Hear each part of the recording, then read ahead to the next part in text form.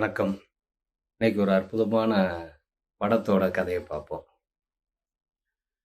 35 சின்ன கதை காது.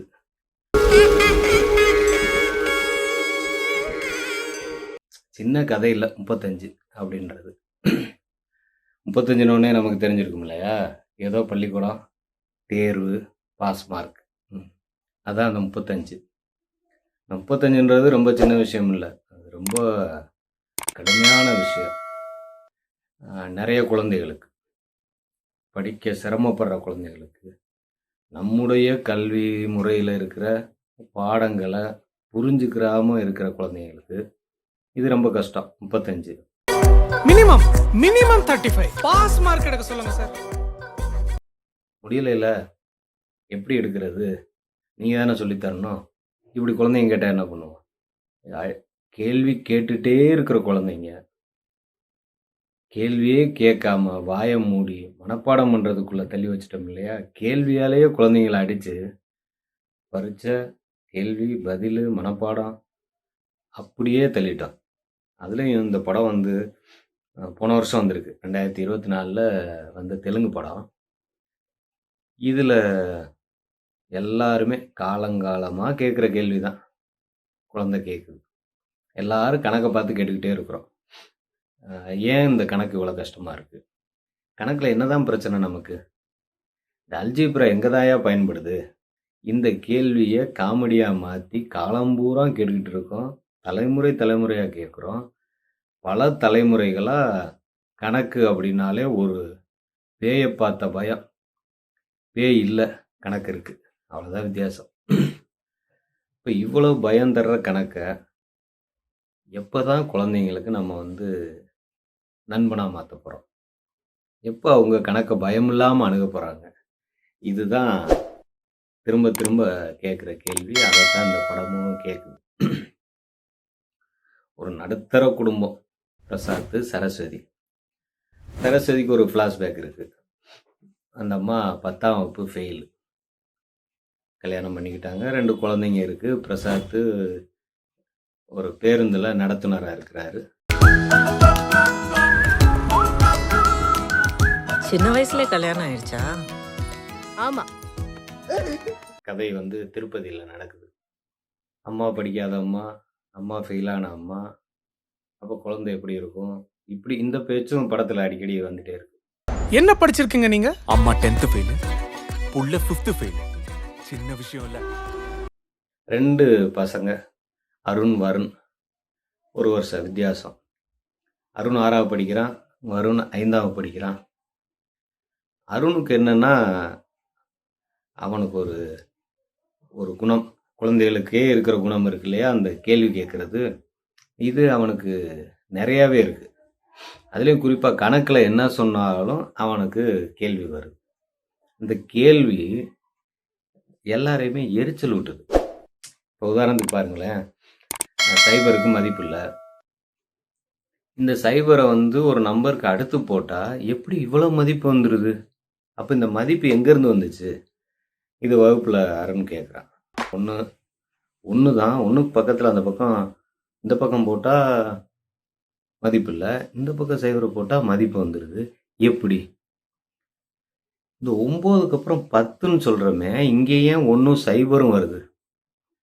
அந்த முதல் இருந்த 1 இங்கே ஏன் திரும்ப வருது? அது பக்கத்தில் ஒன்றுமே இல்லாத சைபர் வந்து 9 கூட எப்படி பெருசாக மாறுச்சு? அப்போ கணக்கு வாத்தியாருக்கு கோவம் வருது. கணக்கு டீச்சர் திணறி பார்க்குறாங்க, போயிடுறாங்க. புதுசாக ஒரு கணக்கு ஆசிரியர் வர்றாரு பள்ளிக்கூடத்துக்கு. இங்கே வர்றவர் சாணக்கியா. சாணக்கியா வந்து கணக்குனா சாணக்கியாவுக்கு உயிர்னா, கணக்கில் மார்க் அதிகம் எடுக்கிறவங்க மேலே தான் கூடுதல் உயிர். ஃபண்டமெண்டல்ஸா கேள்வி கேட்டா உங்க ஃபியூச்சர் பெரிய 0 ஆயிடும். சாணக்கியாவுக்கு மார்க் கேட்கறது முதல் வேலை. ஒருத்தரோட பேர் கேட்கறதுக்கு முன்னாடியே மார்க்கை சொல்லு, 65. உனக்கு ஆளுக்கு ஒரு பேர் இருக்கு இல்லையா, அது மாதிரி நம்ம உன் பேரை மார்க்காக வச்சுக்குவோம். ஏன்னா இது கணக்கு பாடங்கள், அதனால நம்ம வந்து உன்னை நான் வந்து இனிமேல் 65ன்னு தான் கூப்பிடுவேன். 57, 92, அதில் ஒரு 100 வேறு இருக்குது. 100 பார்த்தோன்னா அவருக்கு பயங்கரமான சந்தோஷம். ஆஹா! அற்புதம் அப்படின்னு. இந்த 100 பக்கத்துல இருக்கிறவன் நம்ம அருண். அருண் எந்திரிக்கிறான். மார்க் என்ன? 0. 0வா? இப்ப இனிமே உன் பேரு 0. நீ ஏன்டா முன்னாடி உட்கார்ந்திருக்க? இவன் என்னோட ஃப்ரெண்டு. ரொம்ப காலமா நாங்க ஒண்ணாவே படிக்கிறோம். பள்ளிக்கூடத்துக்குள்ள நுழைஞ்சதுலேருந்து ஃப்ரெண்டு. ஐயோ! 100 பக்கத்துல 0 இருந்தா கஷ்டம். நீ கடைசி பெஞ்சுக்கு போ. அருண் சொல்றான். 100 பக்கத்துல 0 இருந்தா என்ன சார்? 100 into 0 0 அப்படின்றார். கேட்குறேன், எப்படி சார் 100ஓட 0 பெருக்குனா 0 வந்துடுது, 100 எங்கே போச்சு? அப்படியே சாணக்கியா பார்க்குறாரு. யார்ரா இவன் அப்படின்னு. பையில இருந்து 2 பேனா எடுக்கிறேன். சார் என்கிட்ட 2 பேனா இருக்கு. இதை 0வில் பெருக்கி இந்த பேனாவை இல்லாமல் ஆக்க முடியுமா? 2 into 0 0 தானே. இப்போ 2 பேனாவை எப்படி இல்லாமல் ஆக்குறது? வாத்தியாருக்கு எப்படி இருக்கும்? சரி கோவம். போடா பின்னாடி, கடைசி பெஞ்சு போடா அப்படின்னு விரட்டி விட்டுறாரு. நண்பனை பிரிஞ்சு அவன் கடைசி பெஞ்சுக்கு போகிறான். எல்கேஜிலேருந்து அவன் வந்து பவனோட சேர்ந்தே படித்து வந்தவன். ஒன்றாவே படித்தவங்க பக்கத்துலேயே வேற உட்காந்து வந்திருக்கிறாங்க. அவனால் நண்பனை பிரிஞ்சு அங்கே உட்காந்துருக்கிறதே கஷ்டமாக இருக்குது. இடைவேளை நேரங்களில் அவனோட போய் பேசிக்கிறான். 2 பேரும் வீட்டுக்கு போகிறது வர்றது இதெல்லாம் இருக்குது. இந்த பவனும் இவனுமே சேர்ந்து என்ன பண்ணுறாங்கன்னா, இந்த சாணக்கிய சார் வந்த உடனே எல்லாரையும் வந்து மார்க் வச்சு கூப்பிட்றது, டே 0ன்றது, அவனை தொடர்ந்து கேலி கிண்டலும் பண்ணுறது. இதனால் இவங்க வந்து சின்ன சின்ன சேட்டை வேற பண்ணுறாங்க. ஒரு ஆசிரியர் ஒரு குழந்தைய எவ்வளவு படுத்துறாரு அப்படின்னு அவருக்கு தெரிஞ்சு செய்கிறாரா, தெரியாமல் செய்கிறாரா? இல்லாட்டி இந்த ஆசிரியர்னாலே நான் தான் எல்லாம் சொல்லித்தரவன், கற்றுக் கொடுக்குறவங்கன்ற ஒரு கேட்டகரியே கிடையாது. பாடம் நடத்துகிறவர் இவர் தான் இதை நடத்துகிறாரு அப்படின்னு. கற்றுக்கிறது மட்டும்தான் இருக்குது.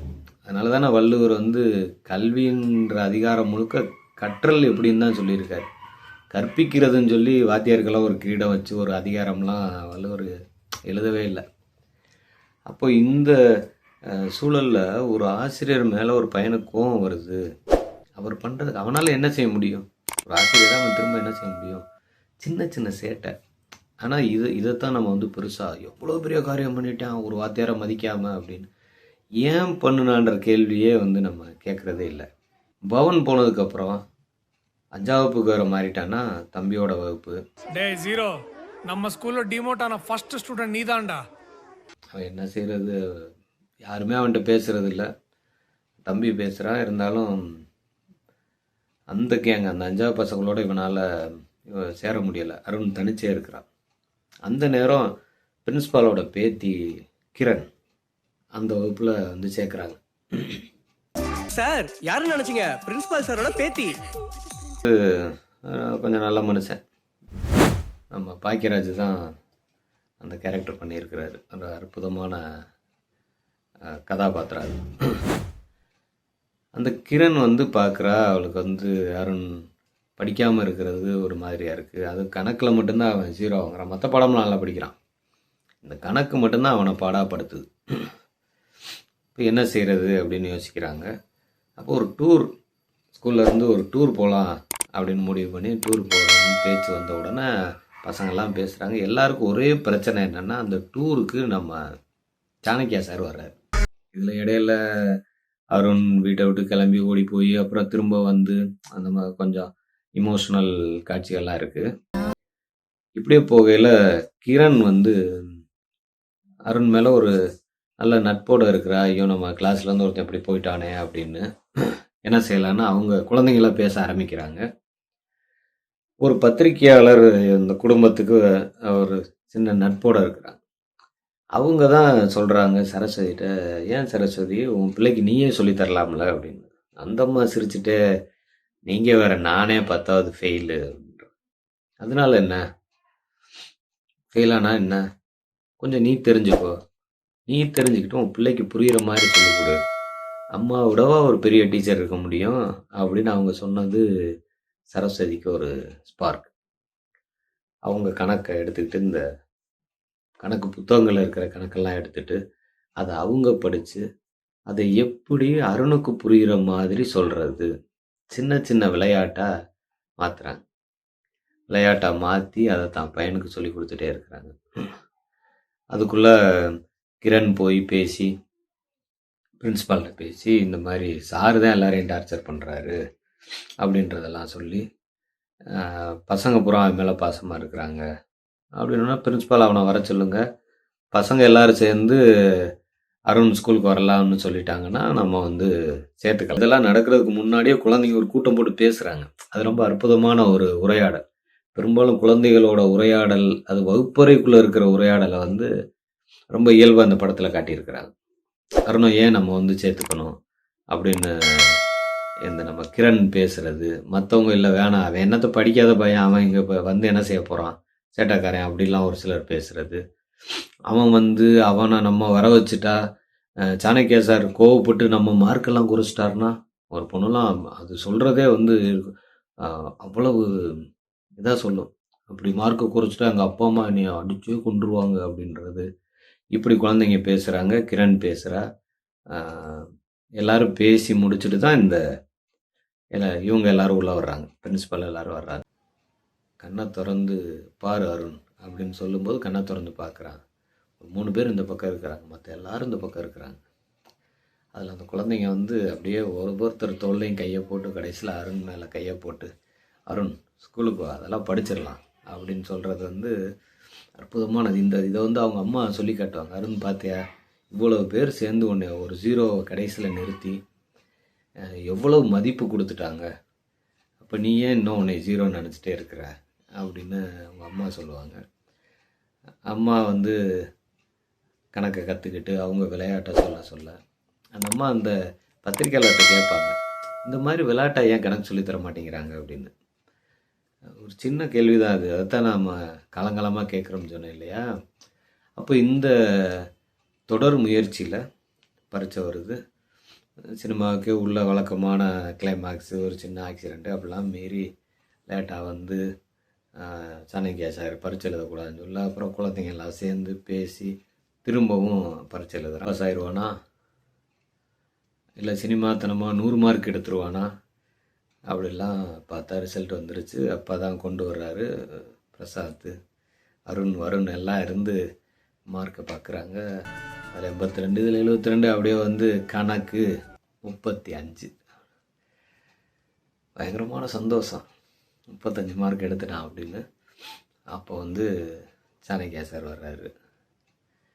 அவர் அப்போ தான் ஆசிரியராக மாறுறார். என்னை மன்னிச்சிருங்க அருணோட முழு பேரையும் சொல்லி கூப்பிட்றாரு. உன்னை போய் நான் வேறு பேர் வச்சுட்டேன், நானாக ஒரு உலகத்தில் வாழ்ந்திருக்கேன், இப்போ தான் எனக்கு தெரியுது அப்படின்னு சொல்கிறாரு. ஒரு நல்ல கணக்கு வாத்தியார் அடுத்தடுத்த குழந்தைகளை கிடைப்பார் அப்படின்ற ஒரு நம்பிக்கையோட படம் முடியுது. 35 சாதாரண விஷயமா? எத்தனை பேரோட வாழ்க்கையை அது புரட்டி போட்டிருக்கு, எத்தனை பேரை கல்வியை விட்டு விரட்டியிருக்கு. ஒருத்தங்க கல்வியை விட்டு ஒரு குழந்தை வெளியே போயிடுச்சுன்னா அடுத்த தலைமுறையில் படிக்க வரணும்.